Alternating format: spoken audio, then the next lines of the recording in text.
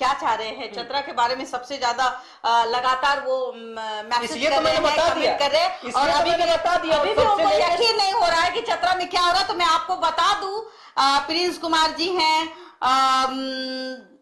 दक्षा प्रसाद भी है, ये तो आरसीपी की सिंह खेला करेंगे। लेकिन चतरा के बारे में बताऊं तो स्वीटी सिंह एलजीपी, बिल्कुल देखिए, आपकी उम्मीदें जो चिराग पासवान के साथ थी, वो उम्मीदों में कहीं ना कहीं चतरा जो है वो अब आगे होती हुई नजर आ रही है। और हो सकता है कि चिराग पासवान की जो कैंडिडेट है अभी वो आगे चल रहे हैं, हो सकता है कि जीत भी आ जाए या फिर हार। क्या नहीं, देखिए अभी कुछ कहना बबीता जी बहुत ही मुश्किल है। जी जी, जिस तरह से आगे पीछे का खेल चल रहा है, परेशान तो लोग हो रहे हैं, सांप सीढ़ी का खेल चल तो नजर आ रही है। 99 पे भी जाके लोग नीचे लुढ़क सकते हैं, वही वाला खेल चतरा में दिख रहा है। लेकिन इस बात में कोई कंफ्यूजन मत रखिएगा। संजय पासवान भी कहते हैं कि भाई हम अब चिराग पासवान के दीवाने हैं, चिराग पासवान की फैन फॉलोइंग तो बहुत ज्यादा है। नहीं, वो दोनों की है, दोनों ही वालों की है, चिराग की भी है, दो ही शख्स है। और अगर बिहार में देखा जाए अभी दो शख्स है जिसमें कांटे की टक्कर हो सकती है, तेजस्वी वर्सेस चिराग पासवान। तो यहाँ पे चिराग पासवान के लिए चतरा की उम्मीदें कर रहे हैं। देखिए जैसी हमने चतरा के लिए खुशखबरी दी, देखिए चिराग पासवान के समर्थक खामोश थे कि ले लौटा क्या हो गया चतरा कैसे, लेकिन जैसे ही हमने चतरा के बारे में खुशखबरी दी, तुरंत उनके जो दर्शक हैं, उनके जो समर्थक हैं, उन्होंने एलजेपी लिखना शुरू कर दिया है, चिराग पासवान जिंदाबाद रखना शुरू कर दिया है। राजा कुमार कहते हैं कि आरजेडी। भाई देखिए बस यही, किसी के अंदर नाराजगी होती है, किसी के अंदर खुशियां आती है।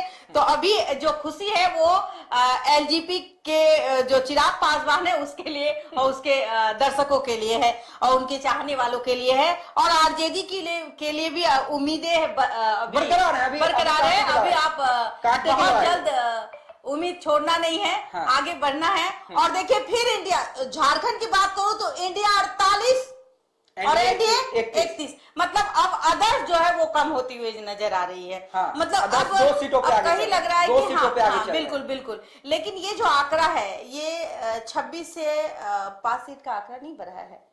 नहीं, देखिए आंकड़े मैं बार बार कह रहा हूँ बढ़ते रहेंगे, लेकिन इंडिया गठबंधन जो है बहुमत के आंकड़े से ज्यादा है। अच्छा, और लगातार है। तो ये मान के चलिए कि अगर अदर्स नहीं बढ़ते हैं तो इंडिया गठबंधन सरकार बनाने जा रही है। लेकिन एक चौंकाने वाली खबर, और ये शुरुआत से ही है, कि कल्पना सोरेन गांडेय सीट से, और मैंने शुरुआत में ही कहा था ये चौंकाने वाली खबर है, अचंभित करने वाली खबर है, क्योंकि कल्पना सोरेन लगातार गांडेय से पीछे चल रही हैं।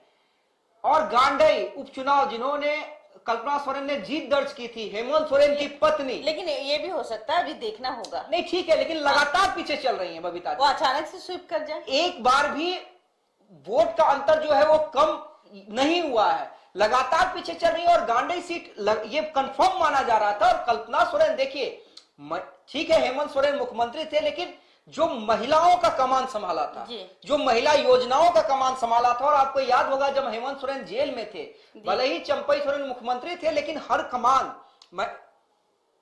कल्पना सोरेन लीड करती थी।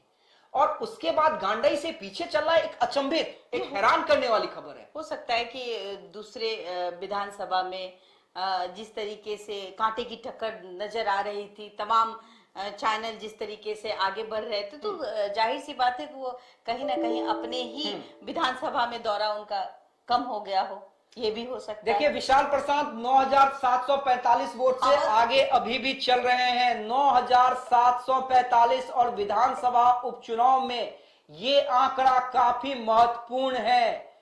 लेकिन एक चीज तो है कि रामगढ़ अब बिहार आ जाते हैं, एक कदम पीछे कर लेते हैं। झारखंड में तो अभी बढ़त है, लेकिन अब तरारी में विशाल जो है वो विशाल हो गए हैं और वो लगातार आगे जा रहे हैं। विशाल की जीत विशाल है। और जीत लगभग कंफर्म है, इसमें कोई कंफ्यूजन नहीं दिख रहा है। महागठबंधन वहां अपना कहीं ना कहीं नुकसान कर बैठे। जी।